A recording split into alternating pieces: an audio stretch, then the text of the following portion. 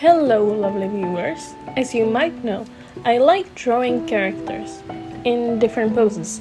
Sadly, I am not very good at picking the right references or at drawing them, so this time I gave myself a challenge to draw 6 random poses that look somewhat lively and try 3 different hacks to do them. Then I'll rate them and I'll rate the technique. And luckily, this time I was smart enough to save my references. So if you'd like to, you can screenshot them and use them for your own studies. Now let's get into it. First method I used said to first make the head shape. Not just circle, but a finished head, without the face of course. Then to draw the line of movement, or simply said, the line that the body somewhat follows. After that, you should add 2 lines representing hips and shoulders.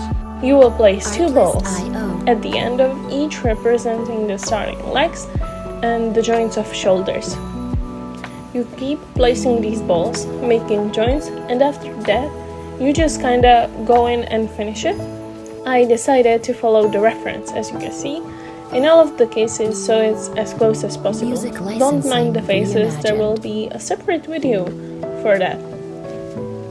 As you can see, it wasn't as bad, I'd say.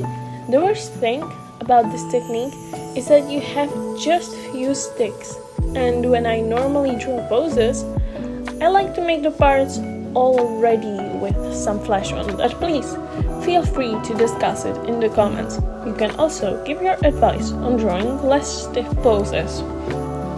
Artlist.io.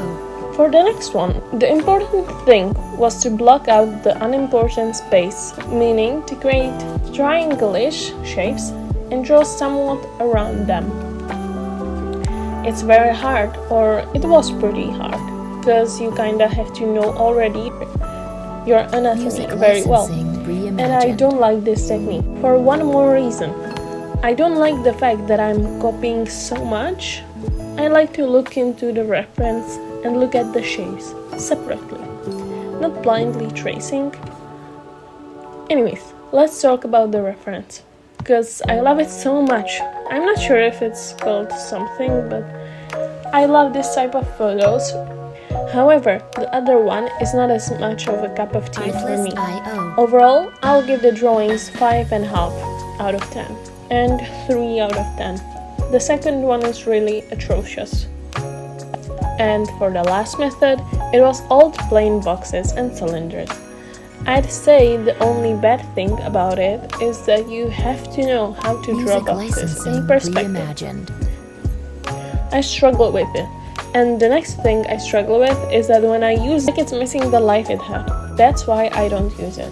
I can't draw heads with this technique, so I kinda ditched it when I was drawing on my own. However, I say if we're to try to overcome these struggles, it might be a very comfortable method. Actually, to tell you the truth, I do use it sometimes. It's just mostly when I'm just practicing the pose without wanting to proceed further. Or I use it when I'm bored and drawing in class. Okay, let's see the overall drawing. And they deserve 4 out of 10 and 6 out of 10. Now let's rank the methods. The line of movement, or the first method, deserves 6.5 out of 10. Next one, the triangles of dead space, will get 4 out of 10. And the last one, ordinary boxes, deserve 8 out of 10. However, I do recommend for you to try it on your own and to decide what you prefer.